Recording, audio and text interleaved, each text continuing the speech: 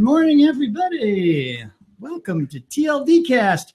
It's a lovely Wednesday. I hope it's lovely where you are. I know I'm in Phoenix, Arizona, and so it's just always lovely around here. And so I don't really have to worry about it too much. But I know there are a lot of you who are battling the snow and the elements today. So good luck with that. And thanks for being indoors and joining us today. We are the Training, Learning, and Development Community Conference Chat and Cast. If this is your first time joining us, first of all, let me just say thank you so much for hanging out with us.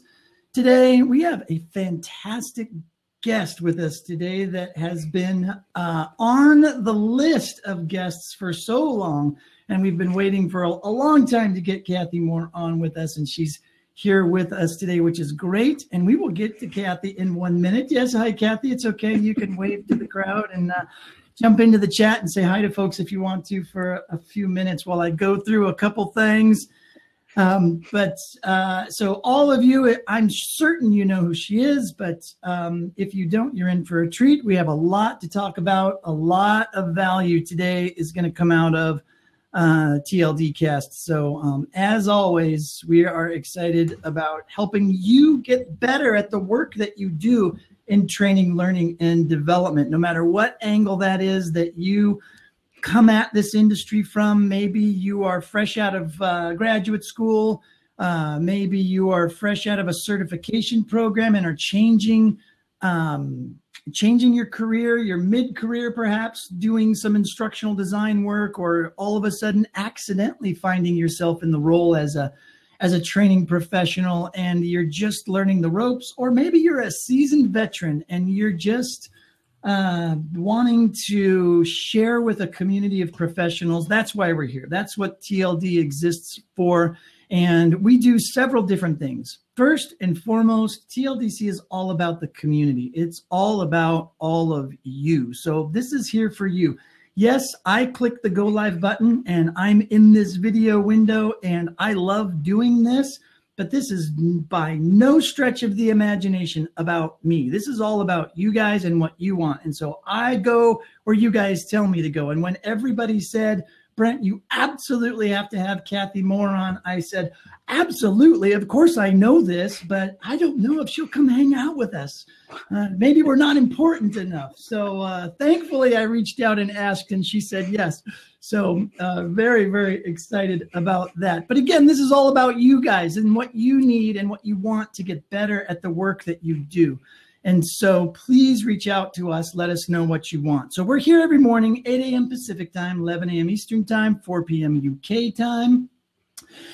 Phew. And every other time zone. But those are the three I hit mostly because that's where our crowds normally hang out.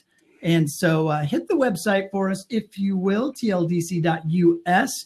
And if you are a regular and you're getting tons and tons of value out of what we do here every single day, and you feel like, the value is worth becoming a paid member, we also do have a paid membership, and we really, really appreciate everybody that's jumped in and said, you know what, hanging out with you guys is definitely worth $15 a month. And we're happy to help you guys with the infrastructure and the costs and everything associated with what we do here. So let us know, jump in and do that. We also have the TLD chat. So this is TLDcast, and we have TLD chat in the Slack group. So, hey, Joe, am I boring you? I'm giving you all the fantastic information. Stop that. There's a lot of people here who don't know what we do here, so I'm trying to fill them in. 30 more seconds and then I'll get started, okay? Boy, oh boy, I get so much pressure from my crowd. Anyways, hey, we've got this Slack group, 24/7 people. We hang out there. I'm not always the one that's in there, but there's always somebody hanging out in there ready to answer your questions and ready to engage and be a part of the community. So let's see, what did I miss? We also do a podcast. So there's versions of these episodes up on our podcast. You can subscribe to the podcast and you can listen to all of the past episodes. And pretty soon, this will be a past episode, and I'm certain it's going to go into our Hall of Fame episodes. So be sure to be dialed in so that you get all of that fantastic information and all of those great episodes. So with that, you know what? I'm just going to leave the rest to your imagination, and you guys can go search the website and check out everything that we do. Actually, you know what? I am going to say one more thing before we jump into you, Kathy. I'm so sorry. Hold on one second for me. Our sponsors, fantastic group of sponsors that help us out on a regular basis. Please say thank you to them by checking them out and letting them know how much you appreciate the sponsorship. But I will say that this whole entire week is just filled with great guests, and we've been looking forward to this week for a long time. So on Monday, we had Kate Graham on, and yesterday we had Patty Bryant, and today we have Kathy Moore. Tomorrow we've got Shannon Tipton. It was an open forum day for a while, but we filled it. We're super excited to have Shannon here as well. And then Friday is not Leela Fever. Leela Fever is March 23rd, but oh my gosh, if you know Common Craft, you definitely want to put March 23rd on your calendar, but I digress.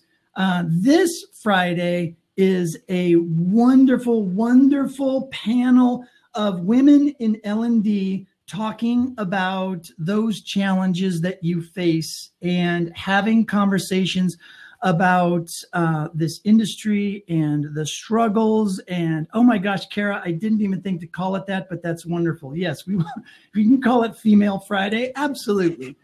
Make it a hashtag and you'll be in. Thursday is actually International Women's Day. So Thursday will lead us right into a great conversation on Friday for all of you. So for all of you that get bored with hearing me talk, which I know you do, so I will do you the honor and the blessing of not being in on Friday. I will kick things off, and then I will step out and let you ladies take over from there and lead a wonderful conversation for everybody in our community. So with that, okay, now I'm done. Wow, Kathy, was that longer than you expected? Not at all. Okay, good. I know everybody that's here on a regular basis just like goes, oh man, is Brent going to go through all this stuff again? But I feel like it's really important information, especially since there's so many new people who are here just to see you, right? Just to hang out and hear what you have to talk about today. So actually, there might be maybe one or two people who don't know who Kathy Moore is. So maybe let's start with a quick introduction. Tell us a little bit about who Kathy Moore is. I am a training designer. I started out in education and made the switch in 2001, I believe, to corporate training. And I have a model for instructional design. Perfect. Wow, you're so much better at being succinct and very right on the money than I am. I have a tendency to ramble, but that's just what I do. So, but anyway, so everybody that's hung out with me for a while and has seen other guests that we have, we always like to ask, and you kind of mentioned it briefly, but go into a little bit more deeply about how did you get into this? Like if you're started off in education, why did you decide to make that shift and sort of what happened? Actually, I need to correct myself. I started out for e-learning. I started out in education, but I starting out in 1983, 1. I started out early when I was in university, working to pay for university. And my job was technical support, helping librarians learn to use microcomputers. So I did a lot of technical training, technical writing, and that sort of I just kept doing that in various formats. Perfect. Rolled right into it. And then what made you decide to go into corporate? What dragged you in? I'll try to be polite. I had my worldview is not the same as the worldview in academia and in the education world. And so I felt that it was a better fit for me to go into the corporate world. And I like to focus on super practical information and changing what people do, rather than installing information and testing it. Gotcha. And you know what? I think there are a lot of people, especially in this community, that are right there with you, 110%. I'm looking at the chat to see who I've offended. I highly doubt anybody was offended, but Yeah. I was going to say the same thing. Oh, who just mentioned that about microcomputers? Yeah, that's hilarious, right? I'm like, wow, yeah, that was, man, back. I'm not going to say it. There are these phrases that I say, Kathy, sorry, every once in a while, and these words I'm trying not to use so often, and everybody gets on me. And so if I stop mid-sentence and bite my tongue, that's why. So. All right. And I'm sure people in the chat will help me get over it as well. So, well, cool. So, let me, what I'm going to do just to kind of kick off our conversation is that we're going to talk about a lot of this stuff later. And,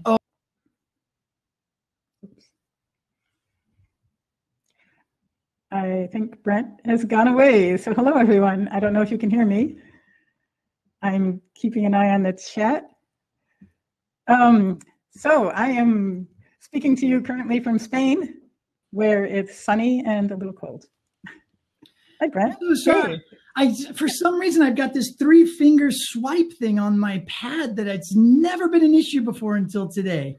Driving me crazy. All right, I'm not going to touch anything. Not going to go to any other browsers. This is just nuts. But anyways, I am going to show everybody your website. That's what I've been meaning to do, because this is what we want to kick off. People know you for action mapping, and I can't even have a guest on this show without them mentioning how influential you have been for them and action mapping. And, you show up in all of the lists. Everybody can go just about anywhere and read about action mapping and use it. My guess is most people who are in the chat probably already do it, and so it's old news. But I'm just curious as to how did that action mapping come about? It was born of frustration. I was working for an e-learning outsource firm, basically a firm that has promised to deliver e-learning as a solution to all of your problems. And I felt that we were too much into delivering information and not enough about analyzing the problem and changing what people do. So I started playing around with ideas. And at the same time, I was also freelancing as a marketing person. And in marketing, they start with a goal and they measure to see if they have achieved that goal. And I thought, hey, what if we did that in e-learning? And then it sort of branched out into training design in general. Perfect. And we do have a question in this Ask a Question section of Crowdcast, and it's similar, but Kim, and this question was voted up by our chat group, so I forgot to tell everybody, you can jump in to click the Ask a Question button and vote up these questions. And she asks, she says, like you, we leverage job aids heavily in our training designs. Could you recommend some resources, experts, books, white papers, et cetera, as far as designing the job aids? Years ago, Allison Rossett was the #1 expert, but she has moved on. How can we learn to best design this information?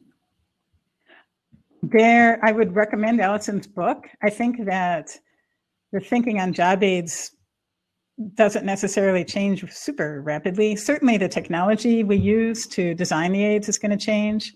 I can't remember the name of his site, but Dave Ferguson, I have typed his name in the chat, has a site that gathers samples of job aids and has some thinking about job aids as well. For references, I can't think right offhand of other resources. If somebody has something, please put it in the chat, something more recent than Allison's book.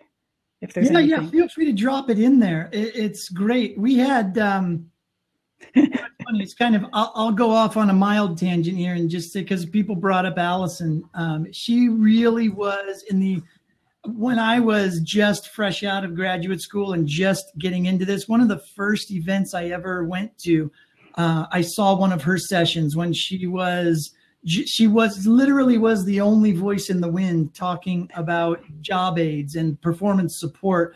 Every other session at the whole entire event was classical instructional design and maybe some technology-based e-learning stuff, but she was the only one. And I remember sitting in there and just thinking to myself how how much it really resonated with me. And then come full circle, Luis and I launched TLDC, and we did TLDC 16 was the first event that we did. And Allison was kind enough to be one of our keynote speakers.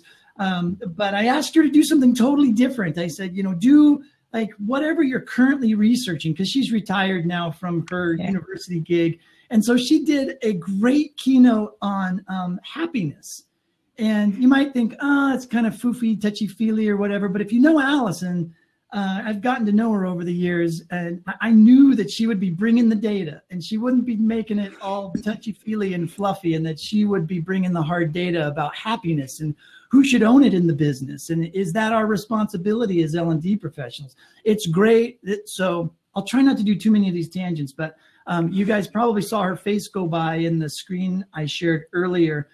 It's because we do have that keynote of hers recorded from TLDC 16, so you can go there and check that out. But yeah, I mean, performance support, job aids, still as important as ever, right? Yes, and there are certainly. I really like the trend that is happening in our field of people sort of rediscovering the idea of job aids and performance support, and that maybe throwing a course at everything isn't the best solution. And since I started so long ago, back in the early days, we relied heavily on job aids and help screens. And training was sort of the last resort. If the help screen and the articles and the job aids didn't help, well, then we'd have some training. And it seems like we spent some time going on the other end of the spectrum of throwing a course at everything without even trying a job aid. And hopefully we'll get some sanity again. Yeah, hope we go back to normal. The pendulum swings every decade or so, right? I mean, we go all in on one technology or one direction, and then sooner or later it kind of comes back and we find some middle ground, but then something else new comes out and it swings the other way. Yeah. And it gets kind of crazy. So, I just got to ask, so the semantics are a big deal around here, and some of the trends and keywords and stuff like that. Keywords, what am I trying to say? The trending topics, right? What are your thoughts on that micro learning? I'm not a huge trend fan. I like to analyze a problem and find the best solution, irregardless of what trends are floating about. I think trends are useful to remind us that there's more than one way to solve a problem. And I'm all about, recently, I'm emphasizing more spaced learning, designing practice activities that can be delivered spaced out over time. And some people would call that micro learning, where you get one practice activity on Tuesday, and then you get a different one on Thursday to reinforce and build on what you learned on Tuesday. So some people might call that micro learning. They can call it whatever they want. I'm a trend skeptic, basically. Yeah, so reinforcement is a great word there, because I've actually been having that conversation a lot recently myself, and in how can we better do that, right? So let's dig in a little deeply. Let's just go right into that, like that spaced repetition, that reinforcement, that idea of reinforcement. Is there a particular method to designing solutions like that? Because that's not like the whole solution, right? I mean, I'm assuming that you're thinking of that as a follow-up type thing, right? Or reinforcing existing knowledge? A lot of people are comfortable thinking of it as reinforcement after an event. I am not a huge fan of events so much anymore either. And I like to think, for example, if we're trying to change a tricky, complex, soft skill, like managing difficult conversations, doing negotiations, things like that, where people need to keep practicing it and building on their skills over a long time. A 1 hour shot in the arm is not going to do it. So we could create these standalone practice activities, such as branched scenarios, and deliver them spaced out over time, where the scenarios get increasingly difficult, and every few days you get a new scenario. Maybe it's in your email, and you make that challenge, you learn from that challenge, and maybe there's a group discussion. Maybe everybody's going through this as a cohort, and then we have the brown bag lunch discussion about those scenarios at the end of the month, something like that.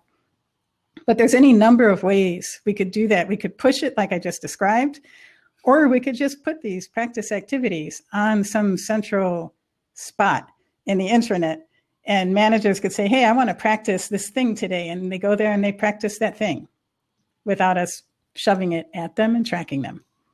That's just two possible ways.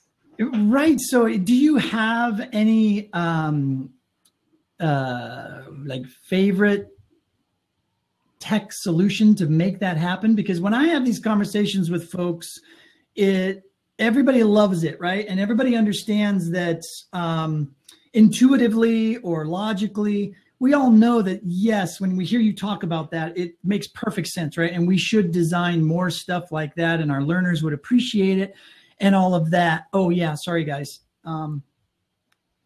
But like, how do we do it, right? I mean, let's help everybody in the chat today or that's listening to this later, because I know that's the next question that they're asking. Do you have specific tools or technologies that you like to use, or is this a technology agnostic sort of conversation?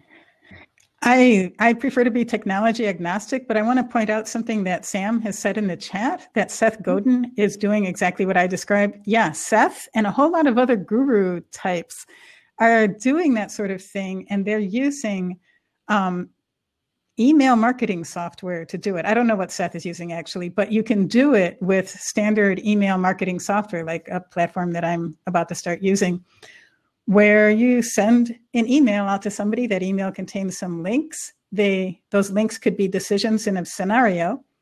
The person clicks the link. The email software notices Bob has chosen option B. The next email Bob should get is the consequence to option B, and it goes on like that. So it's considerably low tech if we're talking about that. An LMS, luckily I do not have to touch them. I don't know much about them myself. I have been told that for some LMSs, if you dig deep enough into the settings, you can find a feature that is like that, where you can send activities to people. I'm not sure if it's the kind of tracking like I just described, but it's an option. And one thing I'd really like to try on my list is some sort of soap opera, where you get an episode of the soap opera in your email, you decide what the main character should do next, and then it continues based on your decision until I run out of ideas. So it's something to experiment with. Yeah, I mean, it's, it's a wonderful blend of a lot of these trending topics that people talk about, right? It's like days of our jobs. Yes, Sean, that's fantastic. I love it. It's like, so storytelling is a big thing, right? And so that's where storytelling can come in, and mixing the technology and mixing learning and doing that storytelling piece of it. But also when I hear you talk about this, it sounds a lot like game design too, and not gamification. Put that on a different conversation, right? But I know game designers think strategically very much the way that you mentioned, right? As the scenario gets harder and more difficult as the player or learner moves along through it, right? I mean, that's very much a game conversation. Definitely. Is that kind of how you landed on that, or? It's a gamey sort of thing. It is, as people are pointing on the chat, a choose your own adventure sort of thing. It's been around forever. And I think it's time that we started using it. And it doesn't require a lot of technology. For writing branching scenarios, for example, I use Twine, which is a free open source tool. Twine, I'll put it in the chat. Oh, Sold has it. So yeah, that's a tool I recommend for plotting and even writing and developing and producing branching scenarios or these sorts of things. Wow, that's very cool. That's the first time I've heard of that. So thanks for sharing that. You've got a link in the chat for it. Yeah. Awesome. Yeah. So I'm sure we're going to come up with a lot of those today. So so how we do that. Oh, I know what I was going to say. So the marketing piece of that, email marketing piece, it's funny that you mentioned that, because I can remember the very first time. So I worked for Litmus for a little while, and Litmus was acquired by a marketing automation company called Calidus Cloud.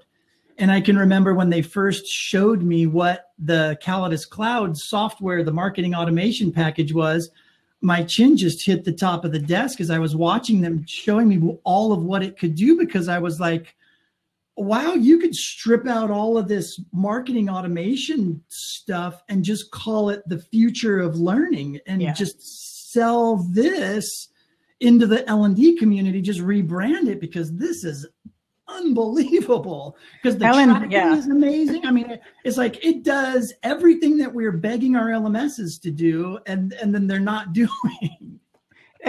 L&D and the LMS world, and they need to learn from marketing. Marketing is way, way ahead on customer engagement, customer tracking, very fine customer tracking.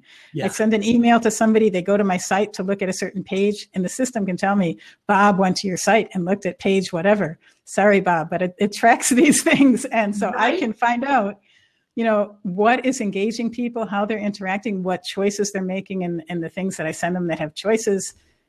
It's incredibly sophisticated, and it's been going on for years. And L&D is still delivering courses and completing check boxes. I know. They know if you opened the email. They know if you deleted the email. They know where you clicked on the email, when you got to the destination of that click, how long you stayed there. Exactly. It follows you. I mean, it's kind of creepy when you think about it, but at the same time, it's really exciting that technology exists, because for the longest time I was like, oh, well, maybe it just can't be done. And then I see marketing doing it and I'm like, what?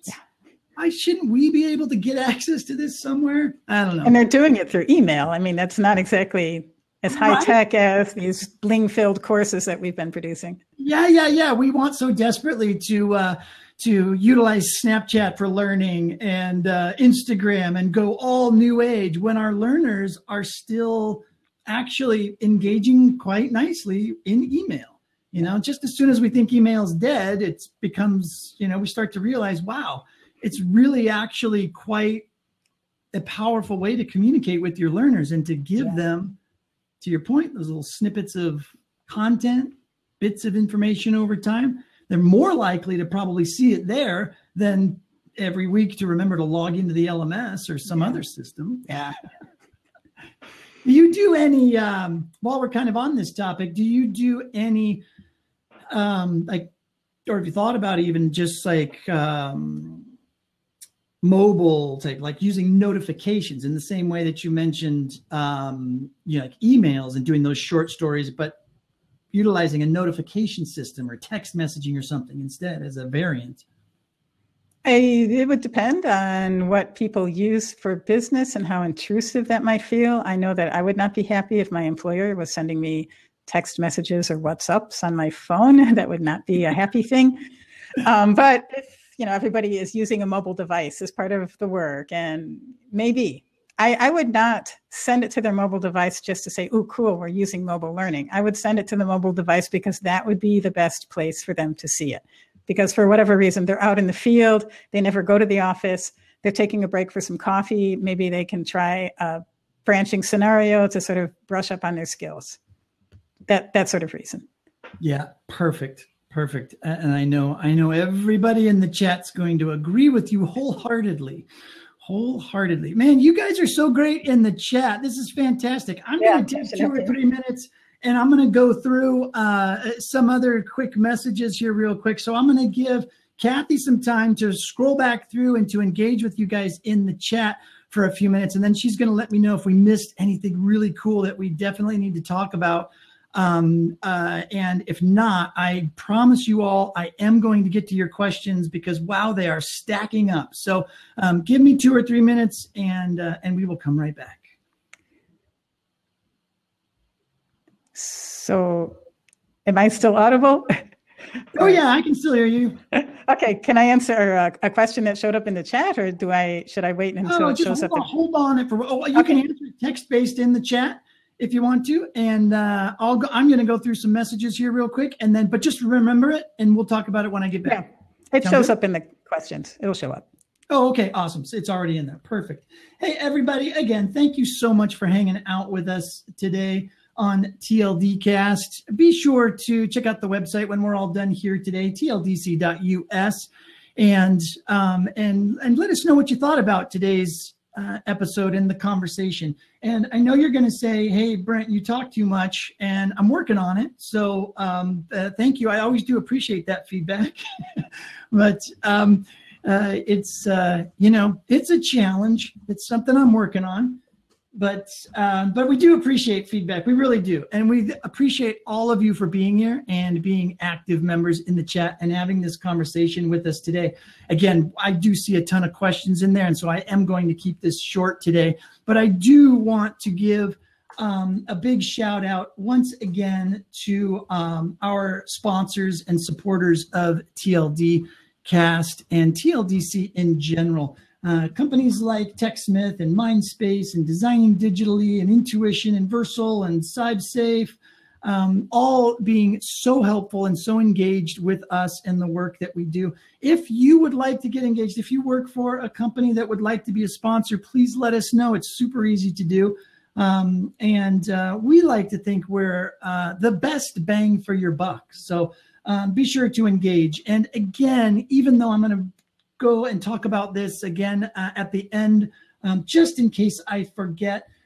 Tomorrow we do have Shannon Tipton as our guest on the show. And then Friday, again, we have wonderful, as Kara put it, Female Friday. So it is a fantastic week of conversations. And I do appreciate all of you for being here and being a part of that. Don't forget the podcast. And one last final note. There is an invite link at the top, just above the chat where you guys are all chatting away. There is an invite link. If you want to share this with your colleagues, you can tell them that there is at least a good 25 minutes left of solid conversation and content left in today's live streaming TLDcast. And so if you click on that and then click Twitter, you can shoot out a link to your network or to LinkedIn or to Facebook, wherever your people hang out that might be interested in hanging out with us and engaging in the rest of this conversation. So you guys can do that now while I jump back in and find out from Kathy, was there anything good or just a lot of jibber jabber in that chat over there? There's always good stuff in the chat. Yeah, there is. They're good people.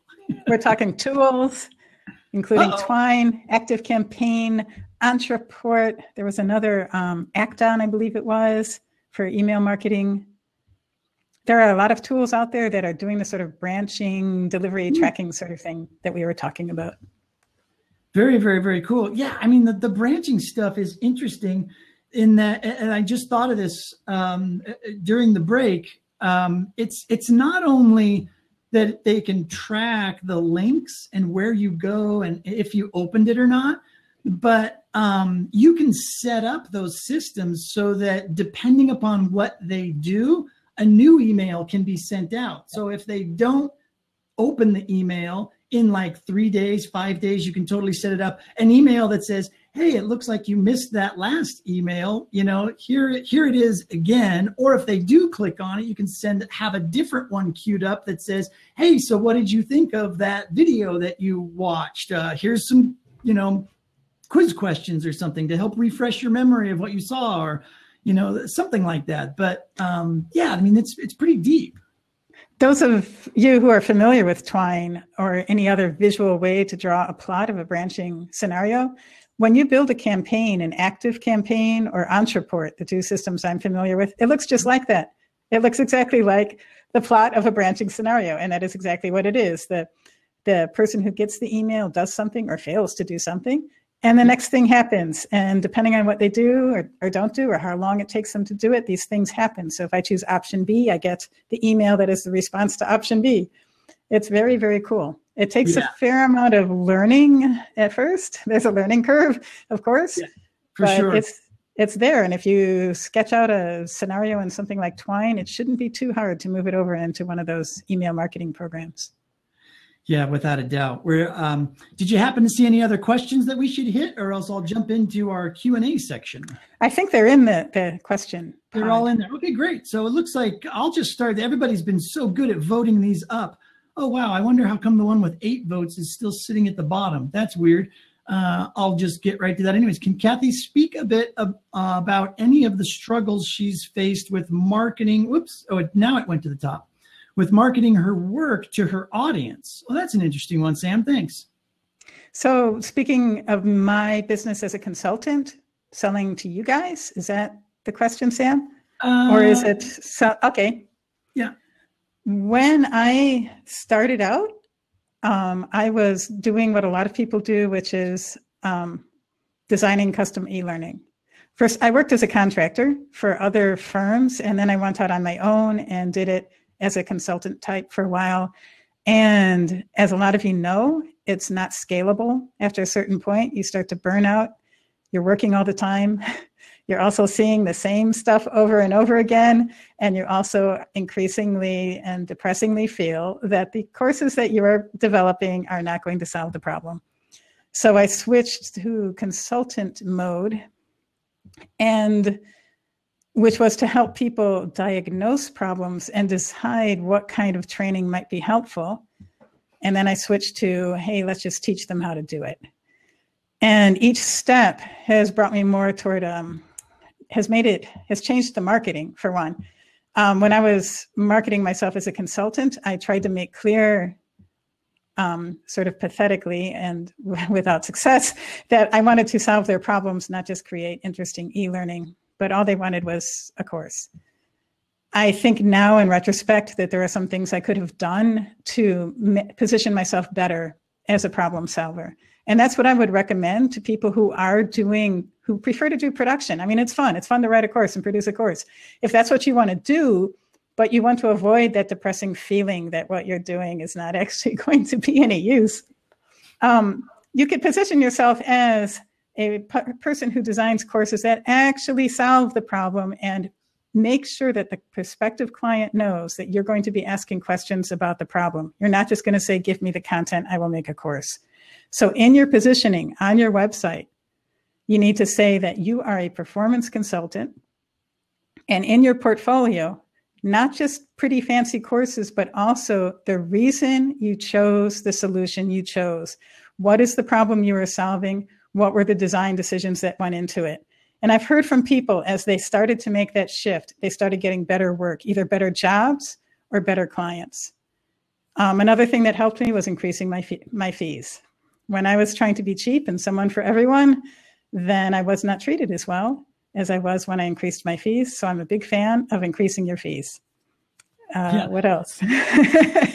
Other things, I got started early in 2007. I started my blog. And so what I do is content marketing. I write blog posts. I should be writing them more often. And that's what brings people to my stuff. If you're starting now, that may be harder. There's something that the marketers are calling content shock. There's a huge amount of content. Everybody out there is writing stuff. So it would help to find a very specific niche in which you see a need and you can make a difference, rather than writing about L&D in general or something like that. Does that answer the question? Let me catch up with the chat. Yeah, no, I think that helps out a lot. I mean, that's even great advice for me to take as well. And we do have a consulting channel in our Slack group where we have conversations around this. So we will capture those thoughts as well and drop those into that and just get more feedback from folks and see how that starts to work. Because I know it does feel very counterintuitive to say, oh, if I raise my prices, aren't I going to get less work? And, people you'll start to find that you do, there's all sorts of social psychology around pricing and all of that. Boy, there was a great, which really popular book, somebody's going to know in the chat. There's a great book, Irrational Decision-Making or something like that. It's like Irrational Rationality. Rats, it's going to kill me. Somebody Google that word, irrational decision-making, and this book will show up. I'm certain of it. But yeah, he has some great stories in there about this thing, about coming up with pricing and all that kind of stuff and why there's that social impact on it. Yes, that is the book, Laura. Thank you so much. Predictably Irrational. Fantastic. That one, yes. That's the one. Good stuff. Okay, so before I get too distracted down that rat hole, let me jump in and do another question here. because everybody gets on me for not ever hitting all the questions. So I'm going to try to be really good about this. This is from Gabriel. She says, and thank you, Kara, for dropping it into the chat. Do you have examples of using branching scenarios with live in-person training, such as with small group activities? Boy, do I. That's one of my favorite ways to use branching scenarios because they inspire discussion. Branching scenarios have several strengths. One of the strengths that I think we often overlook is that they give people the chance to recognize and recover from their own mistakes. So if you include what somebody in one of my scenario design courses has labeled the redemption path, I love that term. You're going down a path and you realize, you know what, this isn't going so well. And then you see a decision and you think, hey, if I make this decision, I might redeem myself and get on the good path again. In a branching scenario, you can do that so that it helps people recognize things are not going so well and recover from their mistakes. That's one thing. The other really strong thing a branching scenario does, if it's well designed, is it inspires discussion. And an example of using it in small discussion groups, I saw Haji Kamal get mentioned in the chat. It is a branching scenario that I developed as part of a big project with the US Army. Other projects in other scenarios in that project were actually done on paper. And they actually were very well received, even though you think these are young guys in the Army who are used to playing video games. The paper scenarios made them talk. And the way that we organized it was every scenario decision point had, I believe it was 3 or 4. I think it might be 4 options. And so let's say it was 4. Every small group had 5 people in it. One person's job was to read the decision point and the options to the others in the group. And then each person in the group was required to defend a specific option. Like I would always have to defend option A, and Brent would always have to defend option B, even if we didn't think it was the best option. And so these scenarios are based on complex real-life events in Iraq or Afghanistan in this case. The decisions are difficult, ideally, but each person is trying to defend their decision. And then as a group, they decide, okay, which one really is the best one? And then they go on. So these small groups are doing this, debating within their group. And then after each small group has gone through at least once, maybe twice, the scenario, we reform as a big group, and the facilitator starts to pull out the main learning points. And this is not a presentation. It's a series of debrief questions, which we actually wrote for the facilitators because the people that were doing the training in this project were just average soldiers who had been pulled out of the field and told, you are now a trainer, teach this. And the debrief questions are organized to have the learners, the participants themselves, sort of call out, oh, what were the main learning points from this scenario? So they had all sorts of debate during the scenario, and then they had a discussion afterwards. So that's how we did it. But I can tell you that, which one? No, it's actually the one at Haji Kamal is an e-learning one, produced flashy one. These were on paper, but it's the same sort of scenario. So if people want to see the kind of subject matter that we were dealing with, they could play the Haji Kamal thing. In my book, I think I described this too. This book here, I describe more detail about using the scenarios as printed versions of scenarios in a small group. Yeah, that's fantastic. And we've had other guests come on and talk about really the popularity and the usefulness of a low tech approach. And I know my friend Kevin Thorne does a lot of his design work on pencil and paper. And he's a huge proponent of telling people start everything on pencil and paper. Don't touch your authoring tool. Don't touch your graphic design tools. Nothing until you've got the design sketched out and you have the ideas, because it's so much easier to work through. But again, that's a whole nother conversation as well. But something that I think we all need to get better at, because it's so easy to geek out on the tech. And I think it's easy for that to be the knee-jerk response to a lot of stuff. Let's see. So Kara drops in another question and says, how did you create action mapping? What is the story behind it? Oh, did we already cover that? We didn't get into much detail.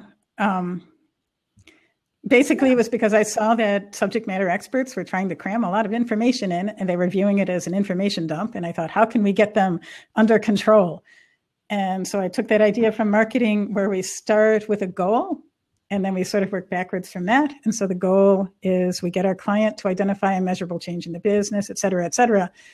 But it was basically, it was out of frustration. Understandably, the subject matter experts really want all their information in. They want to do a good job. They believe this is important. But if we include them in the very beginning with the goal setting, it helps shift their perspective from we are delivering information to we are helping people practice things they need to do. And so it's a way of sort of, it's a sort of de-brainwashing of the SME. What do you call that when you take somebody? It's helping them change their perspective, and they're part of that process. Yeah, geez, that makes a lot of sense. Do you have any, so when you go through that process, I can imagine, because it is a subject matter expert's natural tendency to want to teach everything that they know. So even if you get them into that space, that conversation of, this is the business problem we're trying to solve, we need you to help us map out how they get there. Are there those moments where that subject matter expert says, don't they need to know all of this other information first? Shouldn't we be talking about that? Does that ever happen? And how would you respond? It always happens. But ideally, you are working with a subject matter expert. And this is something that I see happening a lot in L&D land, is that the instructional designer gets all this content and disappears and does it all on their own.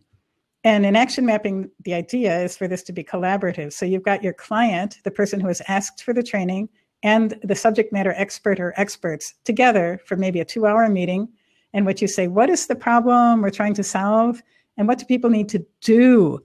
And we keep focusing the SME on do. What do they need to do? And the subject matter expert says, they need to know the whatever. And then we say, what are they going to do with that knowledge? Keep bringing it back. Some of them never quite get there, but at least we are gently but firmly constantly bringing the conversation back to what do they need to do? And secondarily, when we're designing the activity, I am pushing a lot lately for including the information optionally in an activity. So we take people, they're adults, they can deal with this. We plunge them into an activity without first telling them everything they need to know. In that activity, they can pull the information they need. So they can rely on their existing knowledge, correctly or incorrectly, or they can pull information to confirm or fill any gaps that they have noticed in their own brain. Then they can make the decision, and the consequence, they see the consequence of their decision, and ideally, the little snippet of information it would have been good to look at before they made the decision. So rather than presenting and then testing, we're just plunging them in, giving them information they can pull from, and reinforcing or correcting that information in the consequence. You know, that particular idea and that process, that also has a very game design thinking aspect to it, because that's the way people play games. There are some people that will open up a game and they'll read all the instructions first before they play. And then there are the other people that just want to just start playing and fail until they, work through it and get to that point. And then there's all of the people that are in between, right? It's very much that sort of idea. Yeah. It's letting adults choose how much information and how much risk they're comfortable with. Letting adults? What? Yeah. Them like children? A lot of people say, and they point out rightly, that people with pre-existing knowledge do better in these plunge them into the activity things. That's why I suggest we include a lot of information for people to draw on if they need it. So if we do have some different levels of people in the group, those with less information can pull the information they need to catch up to those who get it more. So we're going to have people going through this, if this is self-paced e-learning, going through it at different rates. Their rate, rather than the rate that some ponderous narrator that we have hired is plotting through these screens, reading every bullet point. That does get tedious, right? Okay, so Morgan has a question. She says, how would you recommend creating activities for train the trainer situations when the goal is to change behavior of a person or group through another person or group? Oh, that's interesting. Let me read that again. I'm reading it again. How would you recommend recommend creating activities for train the trainer situations when the goal is to change behavior of a person through another person? If we are, I would say, what is it that we want our trainers to do differently? What actions that our trainers will perform in their training will bring about the desired behaviors in their audience? And then we train for those behaviors. So it's just like it's action mapping. We want, our goal is for the audience of our trainers to do X. And for that to happen, our trainers have to do Y and a bunch of other things. How do we get them to do these things? Why aren't they doing them? We have skipped a discussion about that, but there is this huge analysis of why aren't people doing what we need them to do? It may really not be that they just don't know. Or it may not be a lack of skills. There may be cultural and environmental things happening. And when we're talking about trainers and training, there may be like, oh, I'm uncomfortable doing that. Or whatever, there may be issues with that. But it would be identify what we want the trainers to be doing in their training and help them develop those skills, basically. Yeah, what if it was a soft skill thing, like a train the trainer situation where you have a bunch of instructional designers or not instructional designers, but instructors or facilitators or educators. And one of the things that was coming back was maybe something like they need to be more conscious of how their class is responding to them or whatever, something really like soft and squishy like that. How do you think we should approach something like that?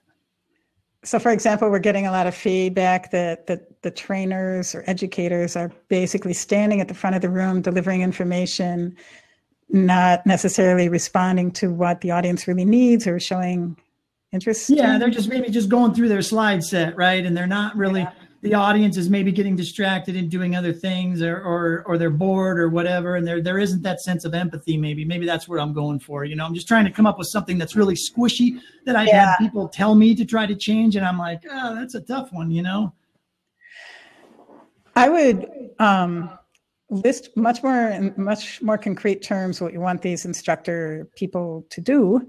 And for example, if one of these things is design practice activities to be done by people in the session, rather than delivering information, hey, instructor, you should design some realistic activities that will help people practice the skills that they're supposed to be developing.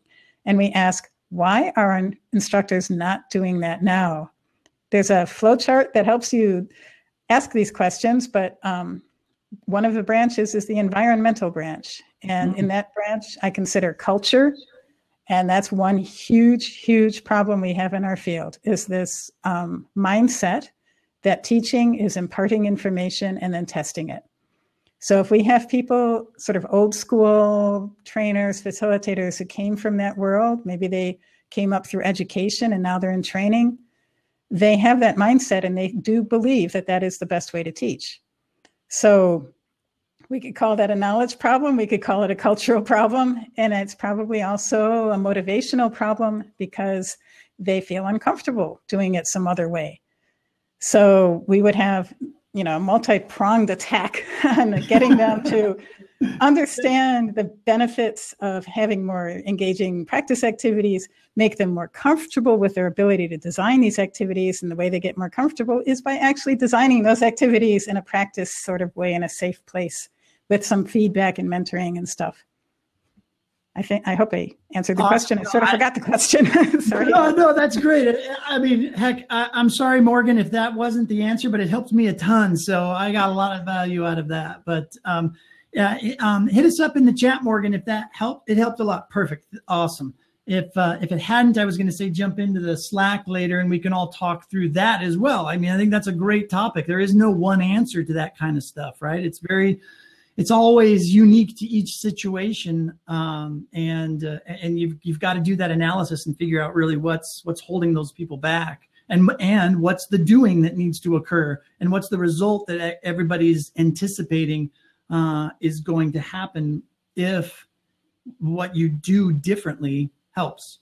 So, all right, Schultz has a great question too. When does action mapping not work? There's a great question. It does not work if your project really is focused on putting information into brains and testing it. For example, if you are designing for a certification test, helping people pass a test for certification, there's no really any reason to focus on what people need to do on the job and all of that. I mean, it would be good. I think it's ethical. But if really the goal is to just have them pass this test, help them prepare for the test, have them memorize whatever it is they need to know in order to get through the test. So I would not waste my time on action mapping in that case. Yeah, and that seems to be the great dichotomy, or the great divide is between those two camps that you were mentioning earlier, right? The we got to give you all this information and you have to memorize it because we're going to test you on it world, versus we've got a bunch of stuff that you need to do in order to add value to the business, and we need you doing it better or faster or differently or whatnot. Two totally different worlds. Yeah. I think that a lot of people in we just need to put information in their heads and test them world really should be over in the other side of changing what people do. I think the only justification for shoving information into heads is when really it is a test that they need to certify for something. And the test is designed that way. We can't change how the test is designed. So just prepare them for the test and be done. Be done with it. It's a little cynical, but if you really want to help them get a job after the test, then we can also give them some activities that help them do the job that the test is supposed to prepare them for. Exactly. Right. Hey, folks, if you haven't jumped in to the Ask a Question section, we've only got about 2 minutes left. I was going to say vote up these other new questions, but you know what? Gosh darn it, we're running out of time. So I'll ask the last one that got voted up. And if we go over just a little bit, I hope you're okay with that, Kathy. I'm fine. Over a few minutes? Okay, good. I'm fine. So another question from Gabrielle that Joe drops in says, do you have examples of using branching scenarios with live in-person training? Oh, we did that one. We did that one. Okay, so start and done. Good. What else did I miss? Well, okay. Oh, Gabrielle dropped another couple questions in there. You know what? I'm just going to hold off on those, Gabrielle. I'm so sorry I didn't get to those. Let me just read them out loud real quickly, and maybe we can move these over to the Slack group. So do you have examples of using action mapping with onboarding programs? There is an onboarding conversation going on over in Slack also. I find that especially challenging because of the quantity of information companies feel new hires need. Yes, absolutely. Her other question is there a community of action mapping adherence anywhere? Well, I would say that's your site, right? Yeah, the idea, I have actually thought of putting a forum on my site for discussion, but then I would have to moderate it, and then I sort of lose the interest in that idea. Maybe I can get somebody to moderate it. If any volunteers. Moderate anybody's forum on conversation. I do know that our whole entire community, either people have never heard of it or they're big fans of it. I have not found one person anywhere yet that has bumped into your action mapping and thought, no, this isn't going to help me. I can't use this. I mean, it's been helpful to everybody that I've introduced to it. So people either love it or they've never heard of it is really the only two options I've run across. That's great to hear. Thanks. Yeah, no, it's legit. I mean, it is one of those things our industry has needed for a really, really long time. And so it's a great foundation for sure. So, all right. So, man, I just want to keep chatting forever, but I guess we do kind of have to wrap it up because everybody's got meetings to go to and all that kind of fun stuff. So let's just wrap it up with where can people find you? I have my blog at blog.kathy. Oops, I can't type. Here we go. More.com. That's pretty much me. You can get to my Twitter from there. And that's it. And I have a scenario design course coming up in June with special session for people in Australia. And, but also a normal session for people, And for people in the normal part of the world, we have also a session for the Americas and Europe, as well as Asia Pacific. Oh, fantastic. Australia. Any events you're going to be at? Oh, yes. In May. Mid-May, I'll be in New Zealand, in Auckland, for the New Zealand ATD conference, giving a talk and running an informal session on what I wanted to call Jedi mind tricks, but has been renamed as to how not to be a order taker. But it's basically how to manipulate the mind of your client in SME so they will do your bidding. Oh, I like the Jedi mind trick. Yeah, dang it. All right. If we borrow that, I'll give you full credit. Oh, man, this has been fun, Kathy. Thanks so much for hanging out with us. Thanks for having me. It's been great to be part of this, and thank you everyone in the chat for being so engaged. It's always great to have a lively chat. Back sometime if when you have some other free time, just pick a day. Like I said, Monday through Friday. I guess it's you said you're in Italy. I'm in Spain. Spain. So it's 5 o'clock your time is when this started, right? Yes. Yeah. Okay. So not bad. Not too bad. Okay. So 5 p.m. Spain time, if you ever have another 5 o'clock hour free, it'd be great to have you back. There is so much that we need to talk about and help practitioners in our industry get better at. So everybody, if you're new to all of this, get the book, check it out, check out Action Mapping, plenty of links. Yes, absolutely. The Mapid book, plenty of links on your website for action mapping, scenario design, all of that. And I'm assuming that some of these places that you just mentioned, the events you're going to be at, they're also on your website. Yes, there's a tab for upcoming workshops. I hope I've listed it there. If I haven't, it's listed at the bottom of my most recent blog post. Cool. So, and somebody was asking about systems training. I just started a 2-part blog post series about software training, at least. Oh, great. So the first one in that series is on the front page of my site. And then the bottom of that blog post is a list of various interviews I've done recently, including the one that I did with Joe Cook, who's here in the chat, and another one with Connie Malamed. And there should be another one coming out too, which I'll tweet out to people. Awesome. Yeah. Oh, lots of great podcasts going on in our space these days. So yeah, lots of fun stuff. Well, thanks again, Kathy, so much. I'm going to close out your video and say goodbye, but we're still going to be live for a few minutes and you can jump into the chat. And, I will follow up and chat with folks or say goodbye there as well. But thank you so much again. It's been a pleasure. Thanks for having me. And I hope to do it again. Absolutely. All right, everybody. What a great way to go through a Wednesday, right? Thanks, Kathy, so much for hanging out with us today. And thanks everybody in the chat for being such a fantastic audience. Thanks for your very insightful questions and being engaged and chatting with each other and having fantastic conversations. Again, I've said it a million times and I'll say it again.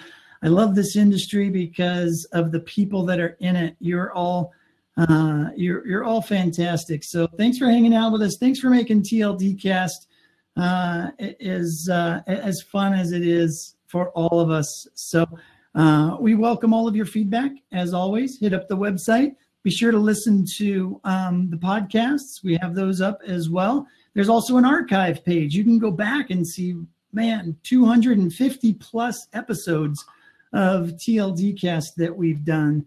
So you can get all of that information and listen and get tons and tons of value. We have some interesting news as well coming up. We're planning on some really, really fun members only events coming up. We've got an online event coming up very soon that is going to be on XAPI. It'll be a 4-hour event. It'll be like TLDcast, but it's going to be 4 hours straight, back-to-back TLDcast, and it's all on XAPI. We have 4 fantastic XAPI, professionals, L&D pros doing XAPI stuff, and we're going to call these online events playlists. I think it's a great idea that Luis came up with. So this is going to be the XAPI playlist, and 4 hours straight. And just basically doing kind of what we did here today, but focused on XAPI for that solid 4 hours. And then here's the great part, and this will be top secret, but the 4-hour back-to-back is just preparation for a much more intense, longer, straight TLDcast. So we talked about this once before in a TLDcast where we're going to follow the sun. So we're going to do an 8 a.m. TLDcast in every time zone. So We're just going to run it right across. If you download a map of all the time zones across the globe, we're just going to wait till it's 8 o'clock in every single time zone. And we're just going to go back to back to back and have one big, giant, long event. It's going to be great. And we're in the planning stages of it right now, but I'm super psyched. It's going to be crazy. Yes, John, it is going to be crazy and insane, but what is life? What is our career? What is our jobs if we're not having fun and living on the edge just a little bit? So anyways, I'm teasing it, Luis. We'll announce it officially next week, but this is just a tease. Leave it to Brent to always spoil the good stuff. Hey, not everybody's here today, so it's all right. Hey, listen, I guess I got to let everybody go. I appreciate all of you for being here. Thank you so much. Hit up the website. We'll talk to you all tomorrow. We've got Shannon Tipton with us tomorrow. We're going to talk micro learning. We're going to talk about all sorts of really fun stuff. She is a fantastic guest. We have not had her on with us in a while, so it's so great to have her back. It's going to be awesome. But thanks again, Kathy Moore, for hanging out with us today, and we will see you all tomorrow. Bye, bye, no, no, no, no.